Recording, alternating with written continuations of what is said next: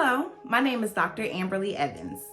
As an elementary educator, a district leader, and more importantly, a mother of 2 young Black children, I am always seeking to find ways for us to improve the educational experiences for Black and Brown children.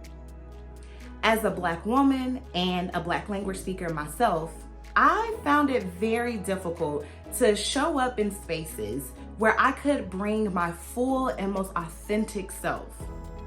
It was rather early in my education career, I would say around age 8, that I began to make the connection with the more I aligned myself with white mainstream American English norms, the more successful I was in school.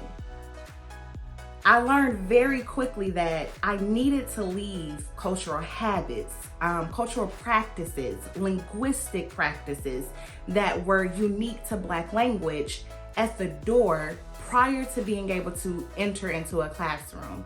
Over the years, I began to battle with that, and I began to realize that something wasn't quite right about that.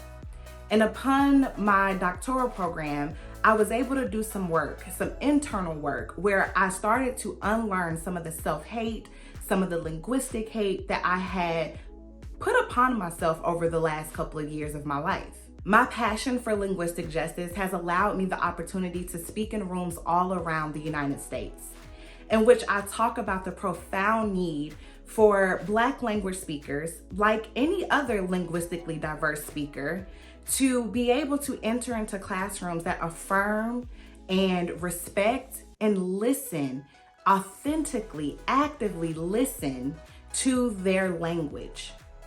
Especially where we know mainstream American English reigns as the norm and the preferred language in schools.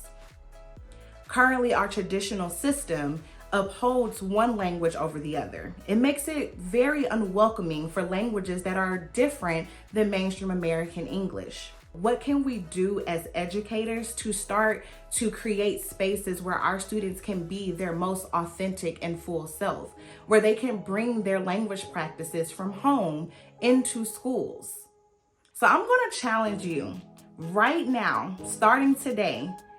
I want you to take on the practice of holding and writing in a listening journal. As you listen to the people around you who are speaking, there's going to be times where you might want to interject and say a little something, correct someone. Rather than doing that, I challenge you to take that and write it down. What is it that they said? What was your initial emotion or your initial thoughts about what they said? And then start to write, where did those thoughts come from? When was the first time you had that thought?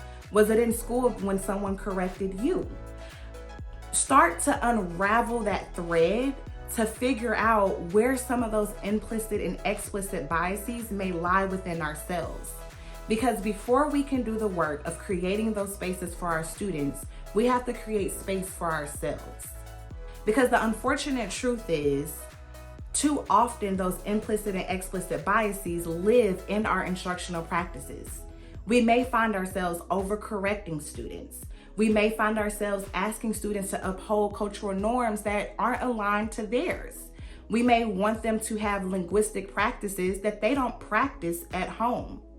So what we have to do is first identify what those practices are, why we believe that those practices should be practiced, and understand where our students are coming from. Think about it like this. I'm teaching rhyming, and I typically lend myself to using nursery rhymes. But what if you ask families, what are some rhymes that you use at home? Are there some hand clapping games that you may use that your students are familiar with? Are there double Dutch songs that you may use that your students are familiar with? Think of ways that you can bring their cultures into the classroom to teach the very standards that you already have to teach, but now they're responsive, relevant, and sustaining the practices that these students already have. I can't wait to hear about your journey as you create more culturally sustaining classrooms that sustain the cultural practices that students already have.